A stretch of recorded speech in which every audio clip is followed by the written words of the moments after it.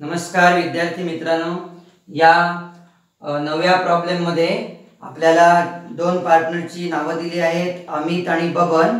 त्यांचा profit sharing ratio, ज्याला आपण ओल्ड रेशो बोलतो, तो 2:3 दिलेला आहे. सुरुवातीला रिव्हॅल्युएशन अकाउंट 8 ओळींचा single column, partners capital account पण 8 ओळींचा पण ट्रिपल कॉलम. त्याच्यामध्ये नावं हवी आहेत अमित, बबन आणि कमल. आणि न्यू बॅलन्स शीट 20 ओळींचे आखायचे डबल कॉलम. त्याला तारीख टाकायचे 1 एप्रिल 2018, कारण नवीन पार्टनरनी 1 एप्रिल 2018 पासून धंद्यामध्ये प्रवेश केलेला आहे.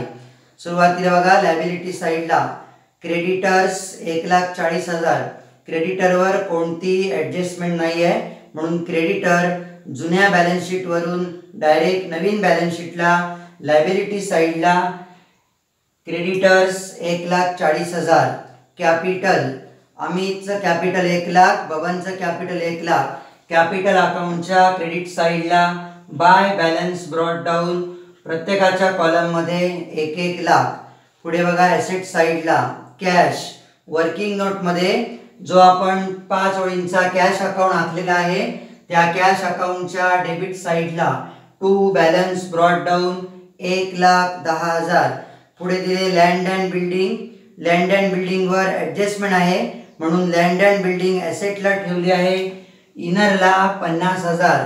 आणि 4 नंबर ॲडजस्टमेंटनुसार लँड अँड बिल्डिंगची नवीन व्हॅल्यू दिली आहे 60,000. मग रिव्हॅल्यू जी आहे ती 60,000 आपली बाहेरच्या कॉलमला यायला पाहिजे. म्हणून बाहेरच्या कॉलमला जर 60,000 यायला हवे असतील तर आपल्याला 10,000 वाढवावे लागतील. ॲसेट वाढते तेव्हा आपण त्याला ॲप्रिसिएशन बोलतो, म्हणून प्लस ॲप्रिसिएशन 10,000, तेव्हा बाहेरच्या कॉलमला दिसतील 60,000. ॲसेट वाढल्यावर प्रॉफिट, म्हणून रिव्हॅल्युएशनच्या क्रेडिट साईडला बाय लँड अँड बिल्डिंग 10,000. पुढे म्हटले प्लांट. प्लांटवर कोणतीच ॲडजस्टमेंट नाही आहे, म्हणून प्लांट डायरेक्ट नवीन बॅलन्स शीटला ॲसेटला ठेवली आहे बाहेरच्या कॉलममध्ये 60,000. पुढे दिलंय फर्निचर. फर्निचरवर ॲडजस्टमेंट नंबर 4 आहे, म्हणून फर्निचर सुरुवातीला ॲसेटला ठेवला आहे इनरला 4,000. ॲडजस्टमेंट नंबर 4 नुसार फर्निचरवर 10% डेप्रिसिएशन सांगितले, म्हणून लेस 10% डेप्रिसिएशन. 4,000वर 10% 400, तेव्हा बाहेरच्या कॉलमला आले 3,600. फर्निचर हे ॲसेट आहे, ॲसेट कमी झाल्यावर लॉस, म्हणून रिव्हॅल्युएशनच्या डेबिट साईडला टू फर्निचर 400. पुढे म्हटले स्टॉक. स्टॉकवर पण ॲडजस्टमेंट आहे, म्हणून स्टॉक सुरुवातीला ॲसेटला इनरला ठेवला आहे 1,00,000.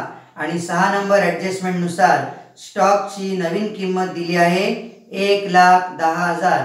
मग बाहेरच्या कॉलमला जर 1,10,000 यायला हवे असतील तर स्टॉक आपल्याला 10,000 वाढवावा लागेल, म्हणून प्लस ॲप्रिसिएशन 10,000, तेव्हा बाहेर दिसतील 1,10,000. स्टॉक हे ॲसेट आहे, ॲसेट वाढल्यावर प्रॉफिट, म्हणून रिव्हॅल्युएशनच्या क्रेडिट साईडला बाय स्टॉक 10,000. पुढे दिले डेटर. डेटरवर पण ॲडजस्टमेंट नंबर 5 आहे, म्हणून डेटर सुरुवातीला न्यू बॅलन्स शीटच्या ॲसेटला ठेवले आहेत इनरला 16,000. 5व्या ॲडजस्टमेंटनुसार RDD सांगितले आहे 5%, म्हणून 16,000वर 5% 800, लेस 5% RDD 800, तेव्हा बाहेरच्या कॉलमला आले 15,200. RDD चार्ज केल्यामुळे डेटरची व्हॅल्यू कमी होते, म्हणजे लॉस, म्हणून रिव्हॅल्युएशनच्या डेबिट साईडला टू RDD 800. त्याच्यानंतर पहिल्या ॲडजस्टमेंटला कमल ही जी नवीन पार्टनर आहे तिचा प्रॉफिटमधला शेअर दिलाय 1/4. हा आपल्याला कॅपिटल ॲडजस्ट करताना वापरावा लागेल. पुढे सेकंड नंबर ॲडजस्टमेंट बघा, they agreed Kamal as a partner on 1 April 2018. म्हणजे 1 एप्रिल 2018 पासून कमल ही नवीन पार्टनर आपण धंद्यामध्ये घेतली आहे. आणि तिसऱ्या ॲडजस्टमेंटनुसार शी शॅल ब्रिंग ₹50,000 ॲज हर कॅपिटल. 50,000 एवढं कॅपिटल नवीन पार्टनर कमलनी धंद्यामध्ये आणलेलं आहे. नवीन पार्टनरनी धंद्यामध्ये भांडवल आणल्यानंतर एंट्री झाली cash account debit to Kamal's capital account. म्हणून कॅश अकाउंटच्या डेबिट साईडला टू कमल्स कॅपिटल अकाउंट 50,000 आणि कॅपिटल अकाउंटच्या क्रेडिट साईडला बाय कॅश अकाउंट फक्त कमलच्या कॉलममध्ये 50,000. पुढे त्याच तिसऱ्या ॲडजस्टमेंटमध्ये 40,000 as her share of goodwill. ही जी नवीन पार्टनर आहे कमल, तिने 40,000 एवढी रोख रक्कम गुडविल म्हणून आणलेली आहे. मग नवीन पार्टनरने जर गुडविल म्हणून रोख रक्कम आणली असेल तर ती रक्कम आपण धंद्यातच ठेवतो, म्हणजे जुन्या दोन पार्टनरच्या नावावर ट्रान्सफर करतो. म्हणून हा पण गुडविलच्या टेबल मधला ए ऑप्शन आहे. मग ए ऑप्शन मध्ये 2 एंट्री होतात. त्यातली पहिली एंट्री आहे गुडविल रोख स्वरूपात आणल्याची entry. Cash account debit to goodwill account.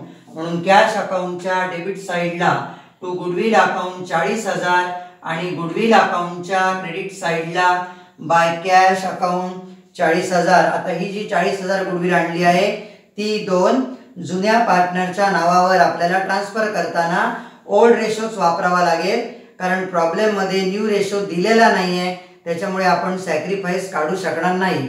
म्हणून ओल्ड रेशो आपला आहे 2:3. म्हणून 40,000ची विभागणी 2:3 मध्ये करताना 40,000 भागिले 5, तेव्हा भागाकाराला 8,000.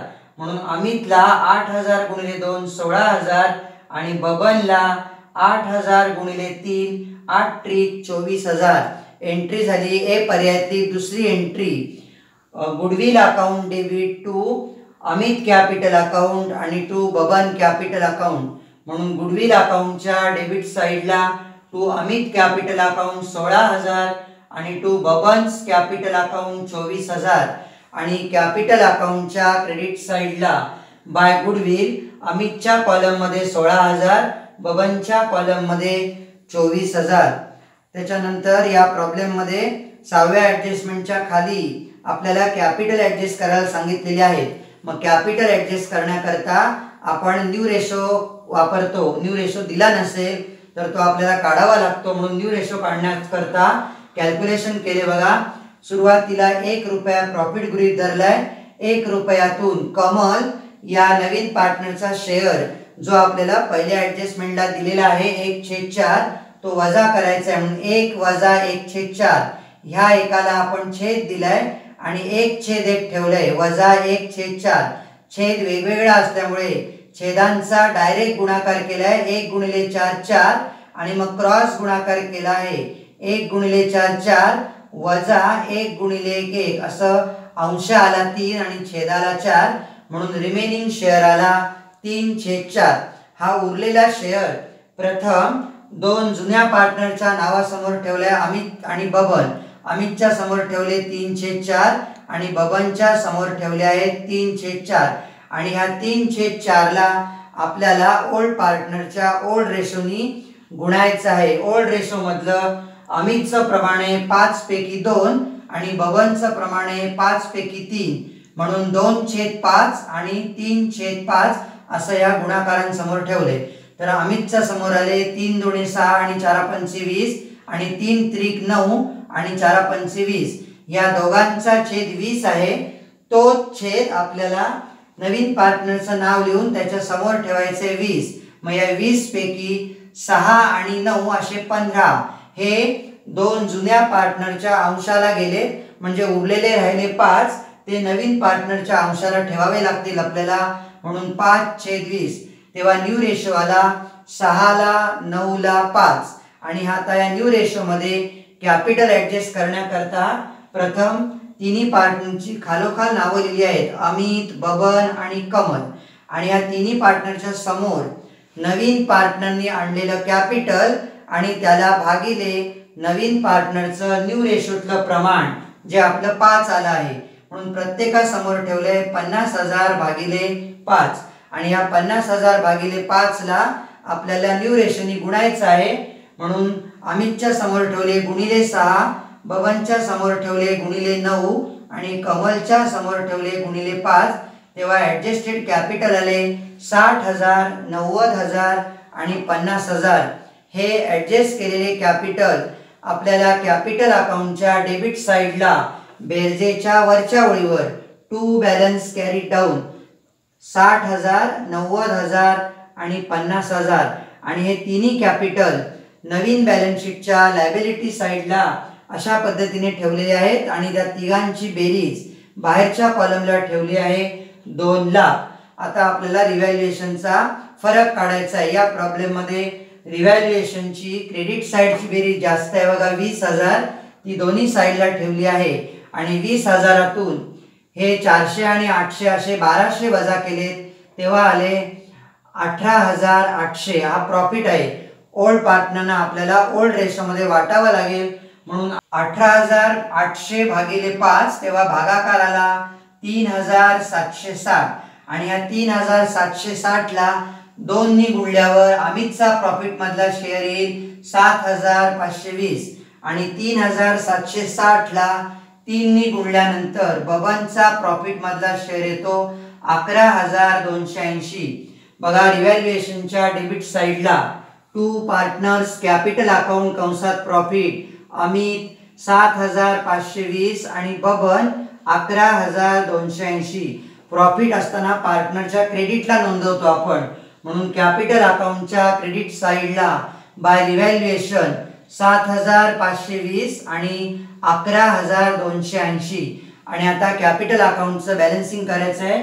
इथे तिसरा कॉलम जो आहे कमलचा तो आपला ऑटोमॅटिक टॅली झाला आहे 50,000ला आणि अमित आणि बबन हे जे 2 पार्टनर आहेत त्या दोन्ही पार्टनरची क्रेडिट साईडच्या कॉलमची बेरीज जास्त येते म्हणून ती दोन्ही साईडला आपण लिहिली आहे आणि डेबिटला त्यांचा जो फरक आला आहे तो कॅरी डाऊनच्या वरच्या ओळीवर लिहायचा आपल्याला आणि तो तुम्हाला प्रॉब्लेम मध्ये लोन अकाउंटला ट्रान्सफर करायला सांगितलंय म्हणून हा जो फरक आला आहे 63,520 त्याला लिहायचं आहे टू लोन आणि बबनचा फरक आला आहे 45,280.